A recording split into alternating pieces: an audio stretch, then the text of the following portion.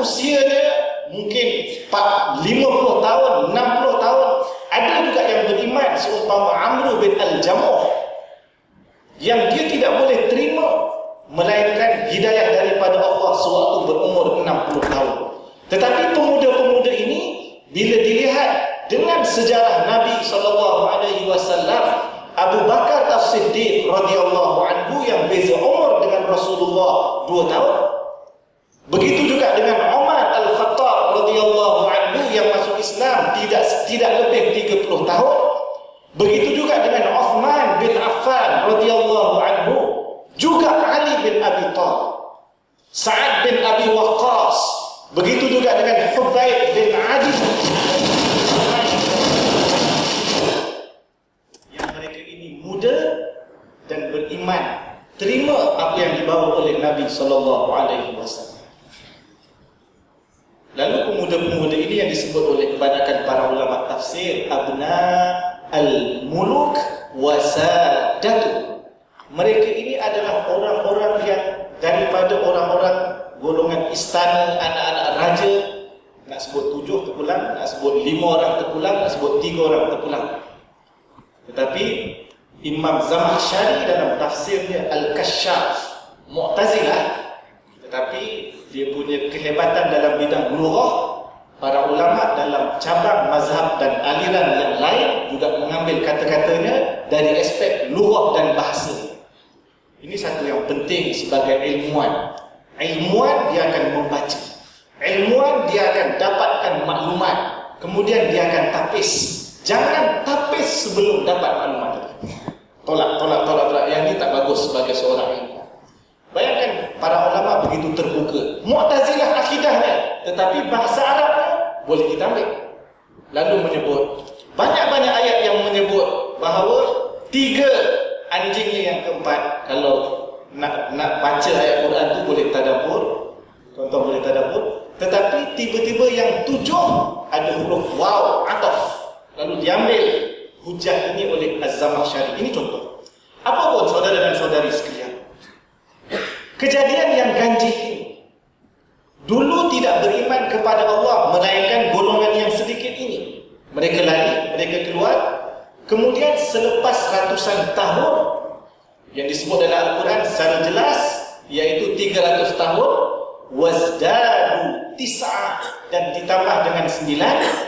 Yang para ulama tafsir kata 300 tahun itu adalah kiraan kalender tidak hijrah. Yang 300 tambah 9 adalah kalender hijrah. Apa? Yang 309 tahun kemudian isunya pula lain. 309 tahun sebelum itu isunya lain. Ramai yang tidak beriman, sebahagian yang beriman, termasuk pemuda-pemuda ini, keluar daripada kampung yang masing-masing sebenarnya mereka bukan pakat untuk pergi ke gua. Kalau kita dah tahu nak cuti, kita pakat dah. Nak pergi mana ni? Jordan, ada Ashabul Kahfi. Nak pergi mana? Lu benar. Nak pergi mana? Oh, jom kita pergi ke Spain lah. Kat sana ada Granada, kat sana ada mana Malaga. Tak dapat balik Melaka pun tak apalah. Tak bunyi macam sama tu kira okey lah. Kita dapat pergi nanti Ishbiliah, turun sikit lagi kita akan sampai pula ke bawah tu Maghribi, Morocco. Kita dah rancang. Tetapi mereka dibawa oleh keluarga masing-masing fi munasabatin min munasabat. Setahun sekali, setahun 2 kali dia ada munasabah. Di situlah mereka akan menyembah berhala.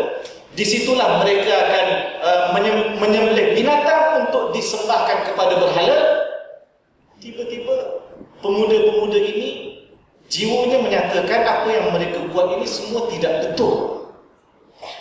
Seorang duduk bawah pokok, asingkan diri daripada masyarakat mereka. Keluar rumah, mak ajak, ayah ajak, tetapi sampai di tempat tu tak pergi. Seorang lagi pun duduk, hadis daripada Bukhari. Datang lagi orang yang ketiga, datang lagi orang yang keempat, dan seterusnya. Akhirnya salah seorang daripada mereka menyebut, ma akhrajakum, tidak ada yang mengeluarkan kamu daripada mereka, kaum kamu ataupun kaum kita, dan tidak ada yang menyebabkan kita asing daripada mereka illa syai'un, melainkan satu perkara, maka hendaklah masing-masing ceritakan apa yang sebenarnya yang dirasakan oleh diri masing-masing. Lalu seorang menyebut, ini hadis daripada Abu Hurairah. Yang seorang kata, aku rasa yang dia buat semua itu batil. Sepatutnya sembah Allah. Yang mereka sembah bukan Allah. Yang kedua cerita lebih kurang sama. Yang ketiga cerita lebih kurang sama. Dan inilah maksud yang disebutkan dalam Al-Quran. وَرَبَطْنَا عَلَى قُلُوبِهِمْ. Kami ikat hati-hati mereka. Sehingga ada doa yang maknanya dikatakan wadid, doa Rabitah kan. Itu antara contoh bagaimana Allah Subhanahu wa taala himpunkan hati-hati mereka. Tetapi kejadian yang aneh ini yang pentingnya Allah Subhanahu wa taala sebut. Am hasibta ya Muhammad, adakah engkau sangka, adakah manusia menyangka bahawa kisah Ashabul Kahfi ini warratim, iaitu kisah mereka juga, cuma ia merujuk kepada sama ada sebahagian ahli tafsir kata bunyan ataupun bangunan mereka itu. Ada yang kata Ar-Raqim ini adalah nama-nama mereka yang tercatat ada nombor tepi. Nombor kan dalam bahasa Arab Ar-Raqmu, akhirnya yang dirokomkan, yang dinomborkan, list nama tu. Mereka gunakan dalil kitabun marqum, sesuatu yang ditulis, sesuatu yang dicatat, kemudian ada nombor nama-nama mereka. Ini tafsiran kepada salah satu daripada menyebut tentang marqum. Apa? Adakah kamu menyangka kisah ini pelik? Adakah kamu menyangka kisah ini cukup takjub? Sedangkan banyak lagi kejadian, banyak lagi Allah ciptakan, banyak lagi yang Allah jadikan, juga sepatutnya kamu merasakan takjub dan juga pelik. Kerana peristiwa ini adalah daripada Allah. Allah Subhanahu wa taala Maha berkuasa. Allah Subhanahu wa taala boleh Maha menciptakan. Allah Subhanahu wa taala Maha berkehendak untuk melakukan sesuatu perkara. Nak tidurkan orang, nak pengsankan orang dan seumpamanya. Jadi bukan, maksudnya adalah bukan ini sahaja satu-satunya perkara ganjil dan pelik yang ada di atas muka bumi ini. Sepatutnya manusia bertambah imannya, sepatutnya manusia bertambah keyakinannya apabila mereka melihat kejadian-kejadian Allah. Seterusnya, apabila Al-Quran menyebut,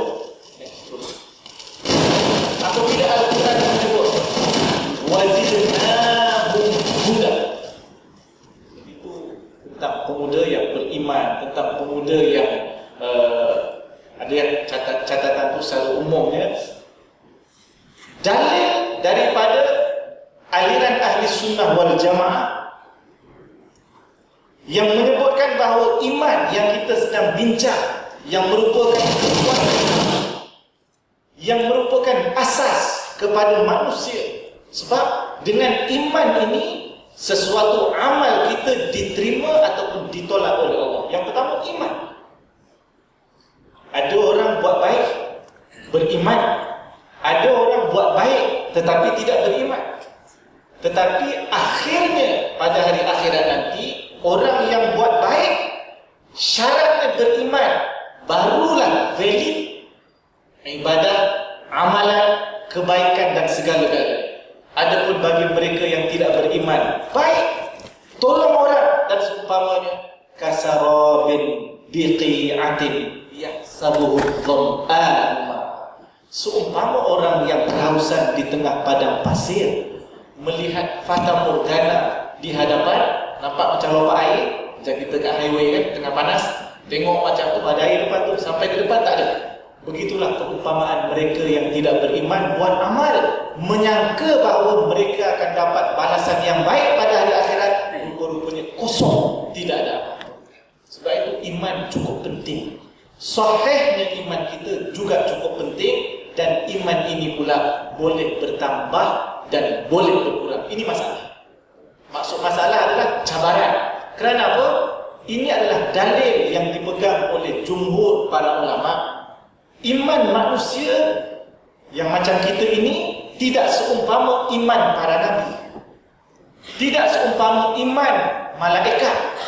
Tetapi iman manusia ini boleh bertambah. Ini dalilnya, wazidnahum huda, kami tambahkan petunjuk kepada mereka. Dalam ayat yang lain Al-Quran juga menyebut liyazdadu imanan ma'a imanihim, untuk ditambahkan kepada mereka iman ke atas iman mereka. Dalam peperangan Al-Ahzab ataupun dalam peperangan Khandaq, bagaimana Allah rakamkan dalam surah Al-Fath, antara ayat yang terakhir, apabila mereka melihat alamma ra'al mu'minuna al-ahzab, apabila mereka melihat tentera Ahzab, kumpulan gabung orang Yahudi, gabung orang musyrik nak lawan dengan tentera Islam. Orang-orang Islam melihat mereka ini yang berkumpul, yang mereka ini bersatu untuk melawan agama Islam. Lalu orang-orang Islam daripada sahabat Nabi qalu, mereka berkata, inilah yang telah disebutkan oleh Allah dan Rasul, wa sadaqallahu wa rasuluh, dan benarlah Allah dan Rasulnya, wa ma zadahum illa imanan wa taslima, dan tiada yang bertambah kepada mereka melainkan iman dan ketundukan. Maknanya iman bertambah, ketundukan pun makin bertambah. Ini cabaran para ulama, antaranya adalah Imam Al-Juwaini, antaranya ialah Imam Al-Baqillani, antaranya ialah imam-imam dalam aliran Ahlussunnah wal Jamaah. Mereka mengatakan iman bertambah dengan amal soleh dan iman akan berkurang dengan maksiat yang kita. Jadi berhati-hati dengan perkara ini, pemboleh ubah ini. Macam mana kita nak pastikan supaya iman kita bertambah dan seterusnya bertambah. Seterusnya, saudara dan saudari sekalian, apabila Allah menyebutkan kisah ini, pengajaran lain yang boleh kita ambil selain daripada mereka orang muda, selain daripada berkaitan dengan iman itu cukup berharga, cukup mahal, dan akhirnya Allah berikan kepada mereka kelebihan. Tidur sampai 300 tahun dan boleh bangun, kelebihan. Sehingga para ulama mereka berselisih, sebenarnya mereka nabi ke bukan. Sebab ada yang kata ini macam mukjizat, tidur kemudian boleh bangun selepas 309 tahun. Lalu para ulama lain, antaranya Ibn Kathir dalam tafsir Al-Quran Al-Azim yang meninggal tahun 774 Hijrah. Begitu juga disebut oleh Imam At-Tabari dalam tafsirnya Jami' Al-Bayan, meninggal tahun 310 Hijrah. Mereka menyatakan bahawa ini bukan mukjizat. Kerana apa? Kalau mukjizat, bermakna mereka Nabi. Yang kedua, kalau mukjizat, ada syarat-syarat yang mesti dipenuhi. Sedangkan mereka yang menyaksikan peristiwa itu di awal mereka tidur, bukan mereka yang menyaksikan di awal mereka bangun. Mukjizat, orang yang melihat mukjizat dan akhirnya mengakui bahawa itu benar adalah orang yang sama. Tetapi oleh kerana orang yang menyaksikan ataupun yang rasa bahawa dia ni pergi mana, hilang daripada kampung, dan orang yang jumpa mereka pula adalah orang yang lain, bukan orang yang ini, maka syarat mukjizat tidak boleh. Jadi ini perbahasan akidah. Apa? Mereka pergi ke gua, Allah tunjukkan jalan, berikan ilham kepada mereka, dan akhirnya masuk ke gua yang wallahualam orang Jordan macam saya ni dan kawan-kawan kata asal nikah itu kat tempat kita orang lah. Kau ada?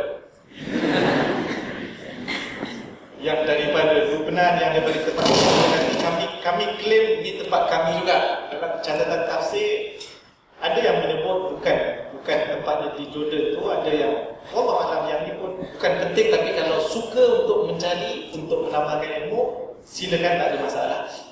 Baik, yang pentingnya wujud bersama. Mereka ini lari membawa iman, mempertahankan iman, dan akhirnya berada di gua.